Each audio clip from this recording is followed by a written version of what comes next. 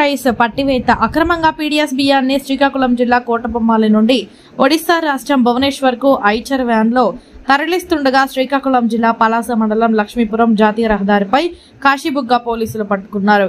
కోటబొమ్మాలి టెక్కలిలో సేకరించిన పీడీఎస్ బియ్యాన్ని ఒడిశా రాష్ట్రం భువనేశ్వర్ తరలిస్తున్నట్లు ముందస్తు సమాచారాన్ని అందుకున్న కాశీబుగ్గ పోలీసులు పలాస టోల్ ప్లాజా వద్ద మాటు వేసి పట్టుకున్నారు. అనంతరం పట్టుకున్న బియ్యం పీడీఎస్ బియ్యమా కాదా అని తెలుసుకునేందుకు రెవెన్యూ అధికారులకు పోలీసులు తెలియజేయగా పరీక్షించిన పలాస రెవెన్యూ అధికారి తిరుపతిరావు పట్టుపడ్డ బియ్యం పీడీఎస్ బియ్యమేనని సుమారు 10 టన్నులు పైబడి ఉండవచ్చని తెలియజేశారు.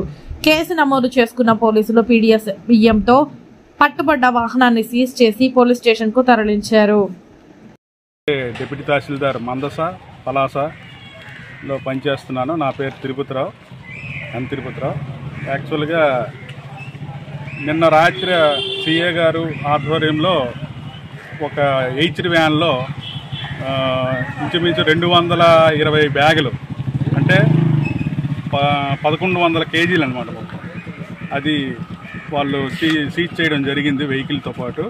అది మాకు ఒప్పజెప్పి సిఎస్డిటీ అయిన నేను మా విఆర్ఓ గారికి అది హ్యాండ్ ఓవర్ చేసి ఉన్నారు. దానిపై 6A కేసు బుక్ చేసి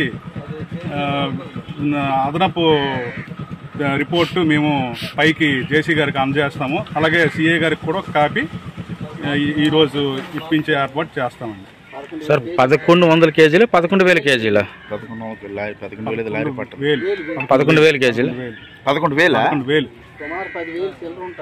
అది ఎన్ని క్వింటల్ లెక్క వస్తుంది? 10 క్వింటాల్ చిల్లర ఉంటుంది. మీ దీంట్లో అది ఏమని వచ్చే బయట బిల్లు చూపెట్టి నార్మల్ రైస్ అని అంటున్నాడు కదా, ఏంటిది? నార్మల్ రైస్ అయితే కాదు, పీడిఎస్ఏ.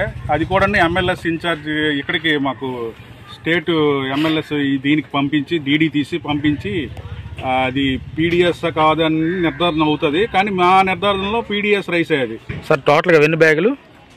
220. ఒక బ్యాగ్ ఎన్ని కేజీలు ఉంటాయి సార్? ఒకటి 50 కేజీలు. 50 కేజీలు అంటే 11,000 పైన.